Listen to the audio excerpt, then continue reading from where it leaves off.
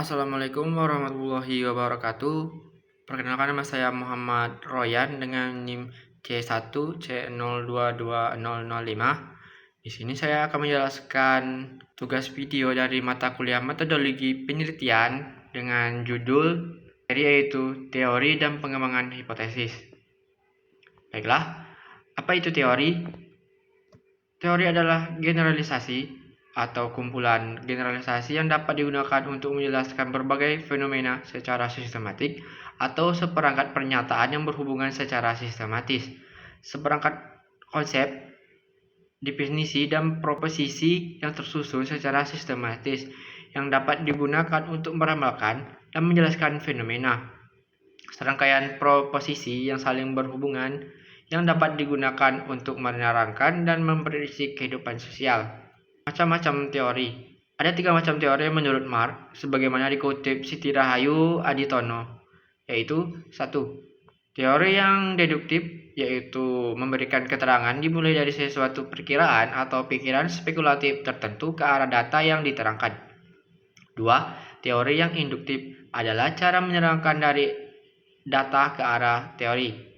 3. Teori fungsional, yaitu saling mempengaruhi antara teori dengan data, yaitu data mempengaruhi pembentukan teori dan pembentukan teori kembali dipengaruhi oleh data. Fungsi teori. Besser dan Strauss tahun 1967 menjelaskan fungsi teori dalam penelitian adalah 1. Memberikan kesempatan untuk meramalkan dan menjelaskan perilaku. 2. Bermanfaat untuk menemukan teori sosiologi. 3. Digunakan dalam aplikasi peramalan dan penjelasannya harus mampu memberikan pengertian kepada praktisi dan pengawas terhadap situasi.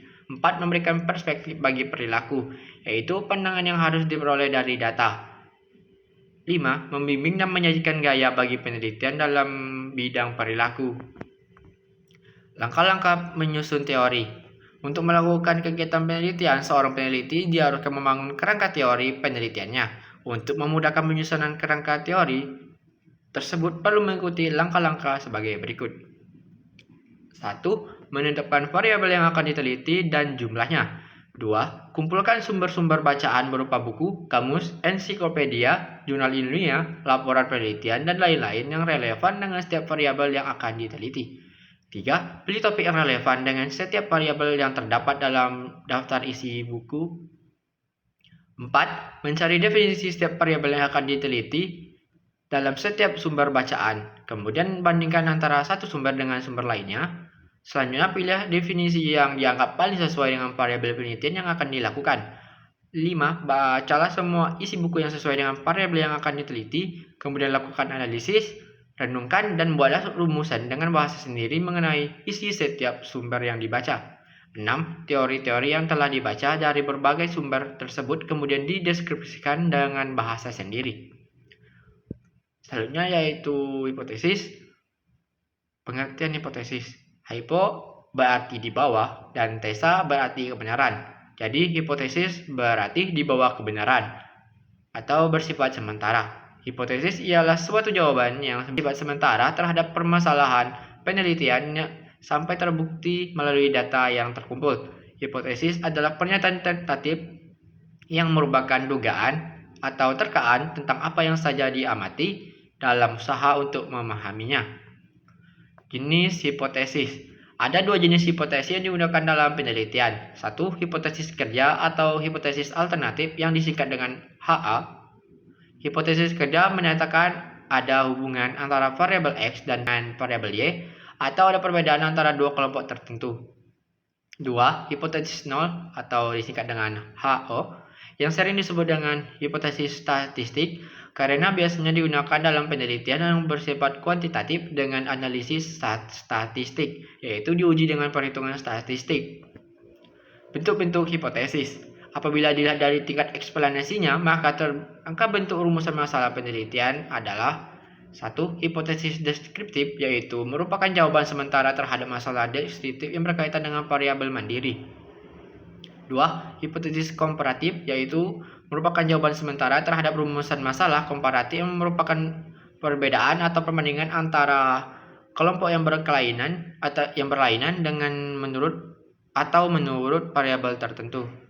3. Hipotesis asosiatif, yaitu merupakan jawaban sementara terhadap rumusan masalah asosiatif yang menanyakan hubungan antara dua variabel atau lebih. 4. Hipotesis kausal, yaitu perubahan penyataan sementara tentang pengaruh antara satu atau lebih variabel yang terhadap satu atau lebih variabel lainnya.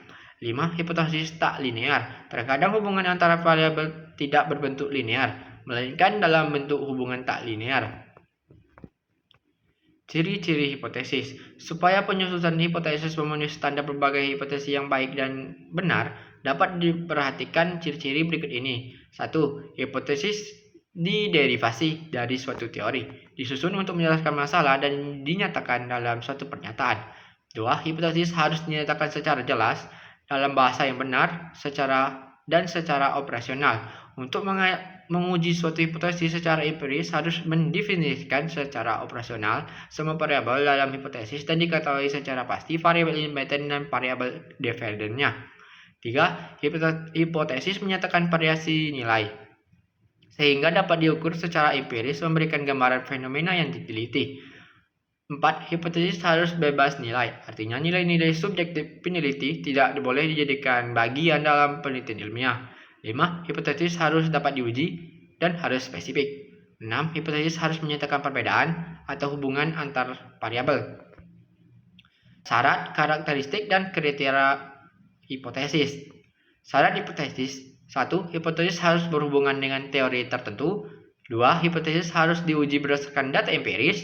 3. Hipotesis harus bersifat spesifik. 4. Hipotesis harus berkaitan dengan teknik penelitian yang ada untuk mengetesnya. Selanjutnya, karakteristik hipotesis. 1. Merupakan dugaan terhadap keadaan variabel mandiri perbandingan keadaan variabel pada sampel dan dugaan tentang hubungan antara dua variabel atau lebih. Hipotesis deskriptif pada umumnya tidak dirumuskan. 2. Dinyatakan dalam kalimat yang jelas, yang tidak menimbulkan berbagai penafsiran. 3. Dapat diuji berdasarkan data yang dikumpulkan dengan metode ilmiah. Selanjutnya, kriteria hipotesis. Kriteria hipotesis menurut Bohr dan Gall ada 4 kriteria untuk mengembangkan hipotesis yang baik, yaitu 1. Hipotesis harus menyatakan hubungan yang diharapkan antara dua atau lebih variabel. 2. Peneliti harus mempunyai alasan yang tepat yang didasarkan pada teori atau bukti untuk mempertimbangkan bahwa hipotesis itu layak diuji kebenarannya. 3. Hipotesis harus bisa diuji, artinya variabel yang terlibat di dalamnya harus bisa diukur. 4. Hipotesis harus dirumuskan sesingkat mungkin demi untuk kejelasannya. Sumber hipotesis. Menurut Kunchara-Ningrat, hipotesis dapat diperoleh dari 3 sumber yang mempunyai hubungan dengan jenis atau sifat penelitian, yaitu 1. Pengalaman. Hipotesis yang didasarkan atas pengalaman mempunyai sifat sangat sementara atau merupakan hipotesis paling lemah. Hipotesis ini biasanya digunakan untuk penelitian deskriptif yang bertujuan untuk memperoleh hipotesis yang lebih tegas. 2. Hasil penelitian. Hipotesis yang bersumber dari hasil penelitian lebih kuat dan biasanya bertujuan menguji kebenaran hipotesis yang sudah diuji oleh peneliti lain. Apabila terbukti benar, maka hasilnya memperkuat kebenaran hipotesis tersebut dan dapat membantu menuju ke rumusan suatu teori. 3. Teori-teori yang sudah terbentuk. Hipotesis ini merupakan hipotesis paling kuat karena sudah meninggalkan penelitian yang bersifat eksploratif dan deskriptif menuju ke penelitian yang harus bersifat menerangkan. Hipotesis berdasarkan teori yang sudah ada terbatas pada variabel-variabel yang dapat digunakan dan terbatas pada pola hubungan yang dapat diuji. Kegunaan hipotesis. Hipotesis dirumuskan oleh peneliti mempunyai kegunaan sebagai berikut. 1. Hipotesis membatasi ruang lingkup penelitian.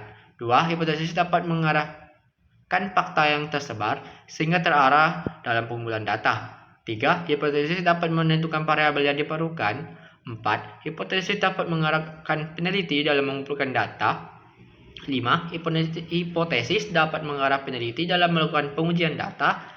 6. Hipotesis itu haruslah dapat menerangkan fakta. Sekian, terima kasih. Wassalamualaikum warahmatullahi wabarakatuh.